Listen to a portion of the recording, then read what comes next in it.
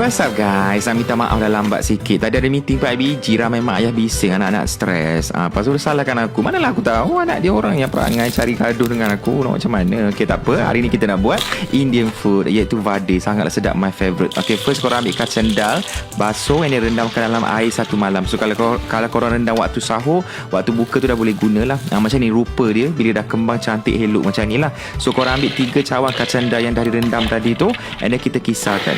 Kisar pada food processor macam ni. Kalau melekat, ceduk-ceduk kat tepi, and tambahkan air sikit je. Nak bagi dia moist sikit je kat dalam. Lepas tu kita bawa keluar. Okay, lepas tu korang chop 3 biji cili kering, 1 biji bawang merah.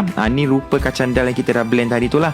And then korang masukkan setengah cawan kacang dal yang dah rendam tadi, tapi yang belum kisar lah. Nak bagi dia krap sikit. And then masukkan 2 sudu tepung gandum untuk bagi dia melekat sikit. Setengah sudu kecil garam. And then kita tambahkan setengah sudu kecil jintan putih, setengah sudu kecil jintan manis, daun kari 2 tangkai dengan bawang merah and also cili kering yang potong tadi. Daun kari tu tolong chop halus sikit. Aku terlupa, besar sangat saiznya. Okay, untuk tak nak melekat, korang rendam tangan dalam air sikit. Lepas tu korang scoop. Lepas tu korang boleh buat bentuk vade yang kita nak ni lah. And boleh goreng 1-2 dulu, buat keluar rasa dulu, tengok masing tu okey ke tak. Kalau kurang, tambah lagi garam.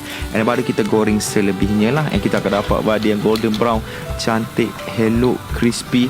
Macam ni, sangatlah sedap. Makan panas-panas. Kepada akak, ama yang menonton video ni, kalau KA ada buat salah step, tolong bagi tahu, tolong ajar saya juga, sebab saya pun first time buat ni. Tapi sangatlah sedap rupanya. Makan dekat rumah kan, boleh kunyah dari pagi sampai malam. Tak boleh puasa. Sedap. Aku boleh kunyah ni whole day.